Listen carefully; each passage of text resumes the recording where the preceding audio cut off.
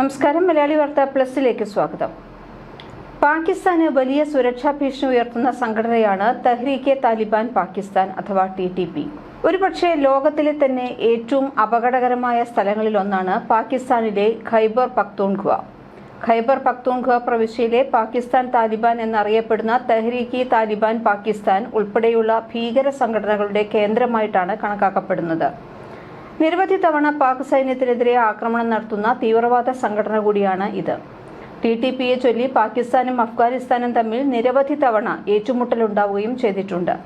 എന്നാൽ പാകിസ്ഥാന് കൂടുതൽ തലവേദന ഉയർത്തുന്ന പ്രഖ്യാപനം നടത്തിയിരിക്കുകയാണ് TTP ഇപ്പോൾ. 2026 സ്വന്തമായി വ്യോമസേന രൂപീകരിക്കുമെന്നാണ് TTPയുടെ പ്രഖ്യാപനം. പാക് സർക്കാരിനെതിരായ ആക്രമണങ്ങൾ ശക്തിപ്പെടുത്തുന്നതിന്റെ ഭാഗമായാണ് പുതിയ സൈനിക വിഭാഗത്തിന്റെ രൂപീകരണം കൊണ്ട് TTP ലക്ഷ്യമിടുന്നത്. സലീം ഹഖാനി എന്ന TTP നേതാവിന്റെ നേതൃത്വത്തിലാകും പുതിയതായി രൂപീകരിക്കുന്ന വ്യോമസേന പ്രവർത്തിക്കുക. TTPയുടെ നേതാവായ മുഫ്തി നൂർവാലി മസൂദ് അഥവാ അബു മൻസൂർ അസീം കഴിഞ്ഞാൽ സംഘടനയിലെ രണ്ടാമനാണ് ഈ മൗലാന സലീം ഹഖാനി എന്ന് പറയുന്നയാൾ. ഇതിനു പുറമെ സംഘടനയുടെ ഭരണപരമായ നിയന്ത്രണത്തിനായി പ്രവർത്തനത്തിന് 2 മേൽനോട്ട മേഖലകൾ കൂടി രൂപീകരിച്ചിട്ടുമുണ്ട്. പടിഞ്ഞാറൻ മേഖല, മധ്യമേഖല എന്നിങ്ങനെയാണ് പുതിയതായി രൂപീകരിച്ചവ. ബലൂചിസ്ഥാൻ ഉൾപ്പെടുന്ന പ്രദേശങ്ങളെല്ലാം ചേർത്തതാണ് പടിഞ്ഞാറൻ മേഖല. ഇതിനു പുറമെ കശ്മീർ, ഖിൽജിത്ത്, ബാൾട്ടിസ്ഥാൻ എന്നിവയെ TTP തങ്ങളുടെ നിഴൽ പ്രവിശ്യകളുടെ ഗണത്തിലും ഉൾപ്പെടുത്തിയിട്ടുണ്ട്. രാഷ്ട്രീയ കമ്മീഷന്റെ തലവനായി മൗലവി ഫക്കീർ മുഹമ്മദിന് പകരം അസ്മത്തുള്ള മെഹസൂദിനെ നിയമിച്ചു. സതേൺ മിലിറ്ററി സോണിന്റെ തലവനായി ഈസാനുള്ള ഇപ്പിയെയും സെൻട്രൽ മിലിറ്ററി സോണിന്റെ ഡെപ്യൂട്ടി ഹെഡായി ഹിലാൽ ഖാസിയെയും ചുമതലപ്പെടുത്തി. പാകിസ്ഥാനിലുടനീളം സ്വാധീനം വർദ്ധിപ്പിക്കുക എന്നത് ലക്ഷ്യമിട്ടാണ് TTPയുടെ സംഘടനാ പരിഷ്കരണങ്ങൾ.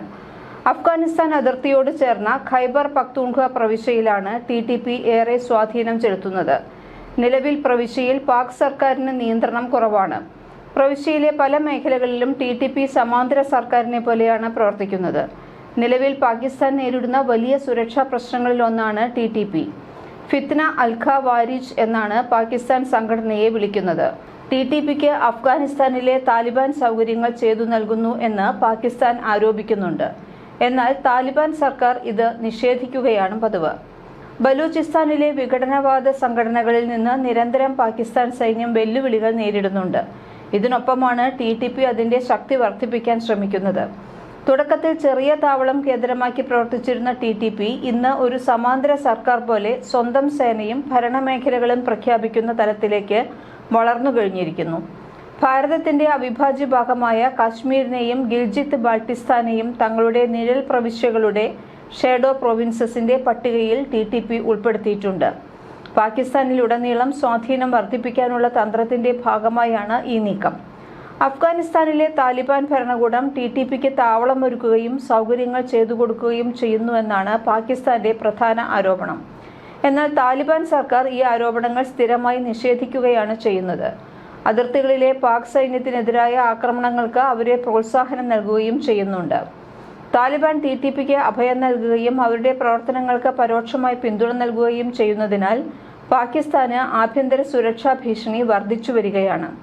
TTPക്ക് സ്വന്തമായി സൈനിക വ്യൂഹങ്ങൾ ഉണ്ടാക്കാനും അവർ ശ്രമിക്കുന്നുണ്ട്. TTP പാകിസ്ഥാൻ സൈന്യത്തിനെതിരെ നടത്തുന്ന ആക്രമണങ്ങൾ വർദ്ധിച്ചിട്ടുണ്ട്. ഇതിന് അഫ്ഗാനിസ്ഥാനിലെ താലിബാൻ ഭരണകൂടത്തിന്റെ പിന്തുണയുമുണ്ട്.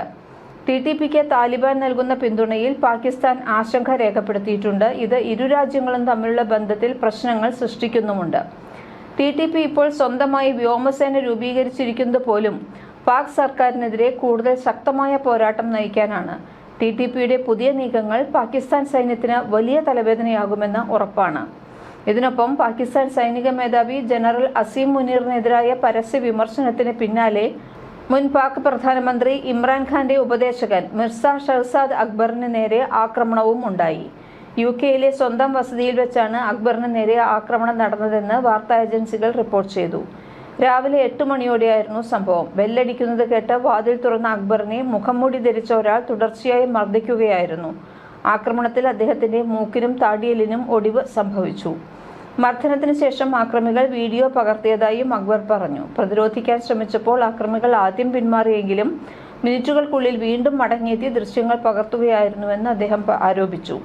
ഗുരുതരമായി പരിക്കേറ്റ അക്ബർ ആശുപത്രിയിൽ ചികിത്സയിലാണ്. ഇതാദ്യമായല്ല മിർസ ഷഹസാദ് അക്ബറിന് നേരെ ഇത്തരം വധശ്രമങ്ങൾ ഉണ്ടാകുന്നത്. 2023 വീടിന് മുന്നിൽ വെച്ച് ഒരു ആസിഡ് ആക്രമണം ഉണ്ടായിട്ടുണ്ട്. അന്ന് ആക്രമികൾ ലക്ഷ്യമിട്ടത് അദ്ദേഹത്തിന്റെ കണ്ണുകളെയായിരുന്നുവെങ്കിലും നേരിയ വ്യത്യാസത്തിൽ രക്ഷപ്പെടുകയായിരുന്നു. പാകിസ്ഥാൻ സൈനിക മേധാവി ജനറൽ അസീം മുനീറിന്റെ കടുത്ത വിമർശകനാണ് ഈ മിർസ ഷഹസാദ് അക്ബർ. മുനീർ പാകിസ്ഥാനെ ഭരിക്കുന്നത് ഭയത്തിലൂടെയും ഭീകരതയിലൂടെയുമാണെന്നാണ് അദ്ദേഹം കഴിഞ്ഞ ദിവസവും വിമർശിച്ചത്.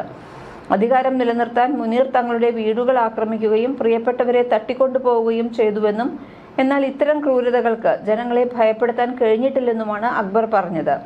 ഈ വിമർശനത്തിന് പിന്നാലെ അക്ബറിനെ വിട്ടുതരണമെന്ന് ഇസ്ലാമാബാദ് UK ആവശ്യപ്പെടുകയും ചെയ്തിരുന്നു. 2022 ഏപ്രിലിൽ ഇമ്രാൻഖാൻ അധികാരത്തിൽ നിന്ന് പുറത്താക്കപ്പെട്ടതിനെ തുടർന്നാണ് അക്ബർ പാകിസ്ഥാനിൽ നിന്ന് പലായനം ചെയ്തത്.